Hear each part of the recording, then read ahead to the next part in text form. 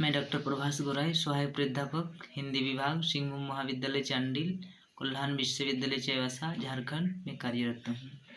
आज मैं स्नातक हिंदी प्रतिष्ठा तृतीय वर्ष सेमेस्टर 5 सीसी पेपर 12 के अंतर्गत जनसंचार का अवधारणा और महत्व के बारे में पढ़ाएंगे।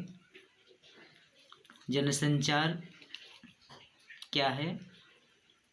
जनसंचार यानी किसी भी सूचना को, किसी भी विचार को एक साथ हर जगह कोने कोने तक प्रचार करना, फैलाना, यानी जन जन तक किसी विचार को एक साथ कोने कोने तक अतिशीघ्र पहुंचाना, कम समय में पहुंचाना ही जनसंचार है।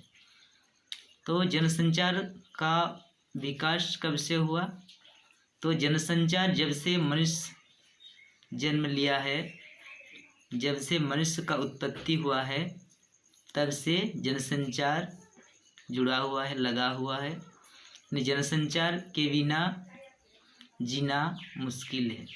यानी अपनी भावनाओं को दूसरों तक पहुंचाने के लिए जो माध्यम को अपनाते हैं उसे ही संचार कहा जाता है।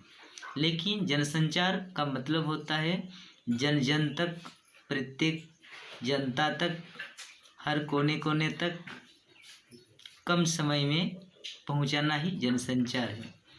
जनसंचार मनुष्य जाति का जब से शुरुआत हुआ है तब से जुड़ा हुआ है। लेकिन उस समय जनसंचार के जो माध्यम था सीमित था और उन माध्यमों को अपनाने से एक कोने से दूसरे कोने तक बहुत समय लगता था पहुंचाने में उस संदेश को। लेकिन आजकल जो जनसंचार के माध्यम है, इन माध्यमों को अपनाने से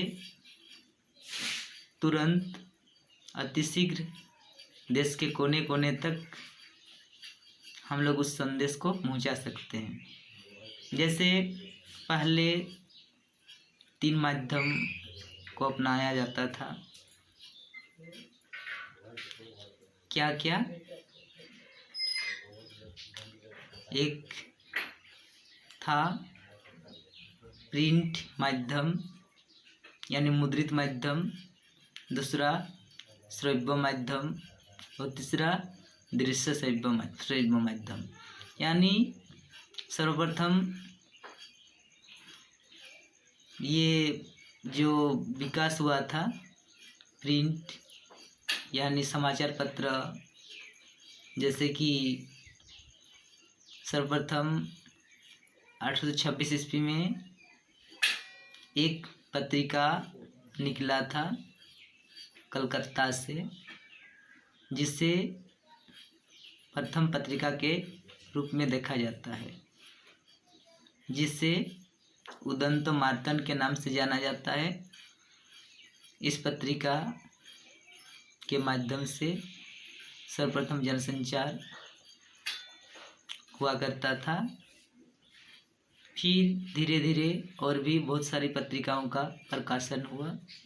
तो इस तरह ये क्या है कि ये प्रिंट माध्यम है या तो ये मुद्रित माध्यम है। उसके साथ साथ दूसरे नंबर पर रेडियो, जिसे आकाशवाणी कहते हैं। रेडियो के माध्यम से भी हम लोग किसी भी समाचार को कोने कोने तक पहुंचा सकते हैं। तो ये क्या है?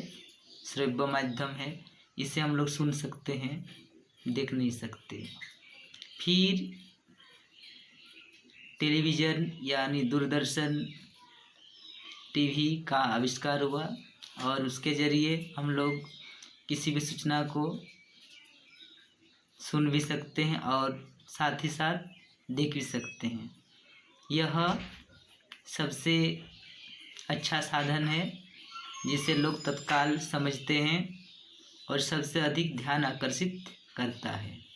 तो इसलिए संचार के माध्यमों में से दूरदर्शन को महत्वपूर्ण माध्यम माना जाता है।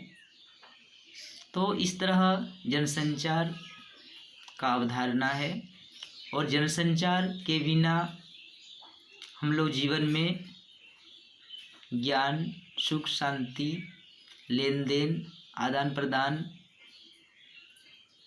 भरण पोषण, व्यापार वाणिज्य हर क्षेत्रों में संचार से ही विकास हुआ है और इसका महत्व हमारे देश में जानते हैं। जनसंचार के माध्यम से ही हम लोग हर कोने कोने तक व्यापार, वाणिज्य, कारोबार करते हैं और साथ ही साथ किसी भी घटना को पहुंचा सकते हैं। तो इस तरह जनसंचार का जीवन में बहुत अधिक महत्व है। जनसंचार